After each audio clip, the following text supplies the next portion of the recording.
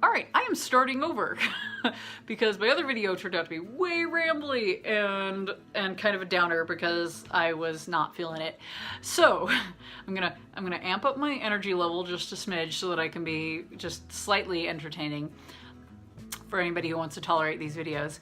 But today I got my writing done and then some. I am now officially 3 days ahead and a little bit over that of where I needed to be by today. I'm at a total of 24,152 words for the month so far.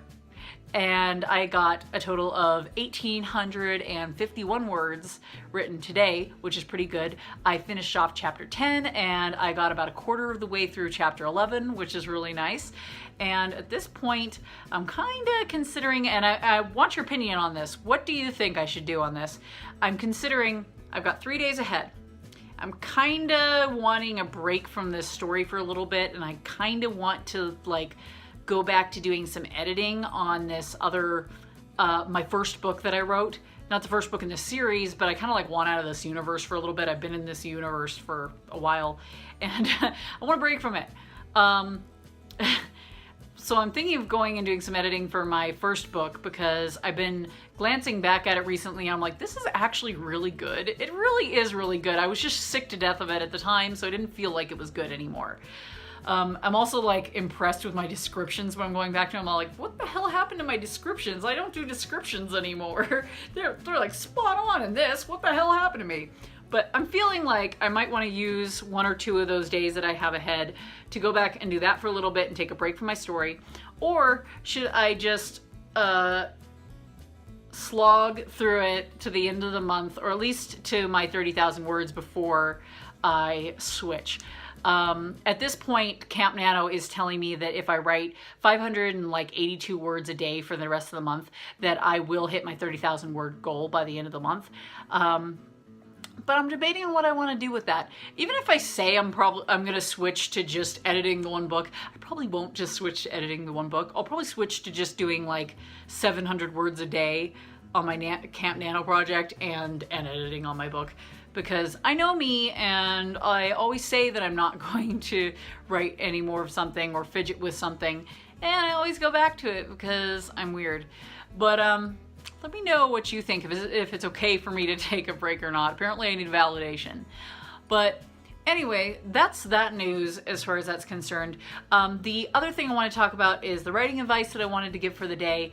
Now, this writing advice is partially because I wanted to give this writing advice, and partially because it goes off of something that I heard one of the panelists saying in the Writers of the Future panel that I was in at FanX yesterday, where she was talking about how when she first published her first book, she never would have done it if she had waited for it to be perfect.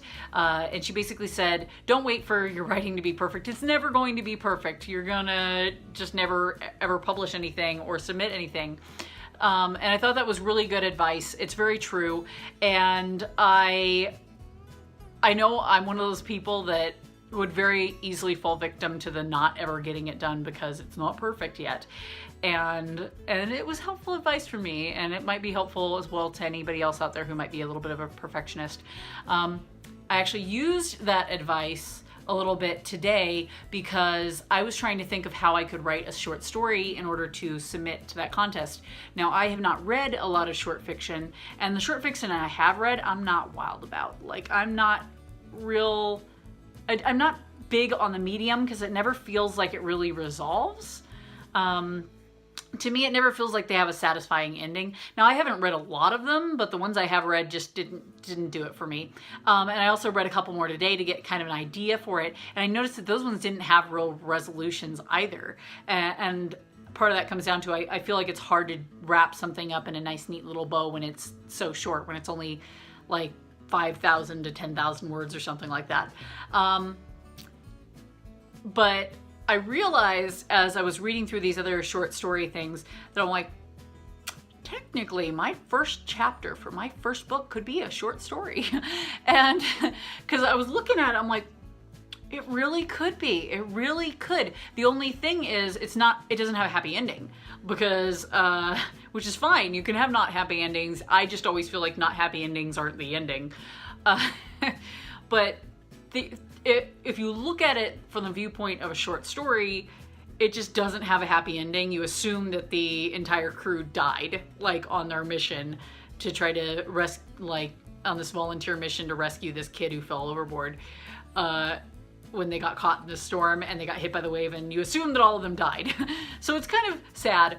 But anyway, I kind of used that bit of writing advice today because I went through and I did another read through of that chapter, even though it was fairly polished because it's the first chapter of my first book, and like I said, probably gone over it like 1,000,001 times already. I went through and fixed a couple things that had kind of slipped through and needed to be fixed, like literally the very first sentence was a run-on. Anyway, I fixed that. I fixed a couple other things. And then I went ahead and I submitted it to the short story contest, the Writers of the Future contest. Now I will almost certainly get a email back sometime in the future that says, thanks for participating, but your story wasn't chosen, because they do send you that according to what I've seen in it. But right now the contest is still accepting. Ooh, I got one hair just dangling right in front of my face. Okay, sorry. Right now that contest, the Writers of the Future contest, is accepting entries now through June 30th of this year, and then they'll have another quarter which you can also participate in the following quarter. It's just every quarter that it comes up. It's every 3 months. But I went ahead and submitted that just so that I could get some practice submitting it. If nothing else, it'll give me practice getting rejected from things, which is always good in writing, because you'll thicken up your skin a little bit. But I'm getting a little bit rambly. I don't want this to be as rambly as my last video. So that's pretty much all I wanted to talk about there. We went over my word counts for the day. I'm just kind of doing a mental checklist mostly for myself. We went over my word counts for the day, my total for the month so far. We went over writing advice, and we went over like how I utilized that writing advice today, which was just kind of not really necessary, but it's in there now. So anyway, let me know what you think of that. Also, let me know if you have any examples of where you've used that particular piece of writing advice to push yourself to either submit something or share that something with someone that you had written, and let us know how that went. So I'm gonna let you go for now, and you have a great evening.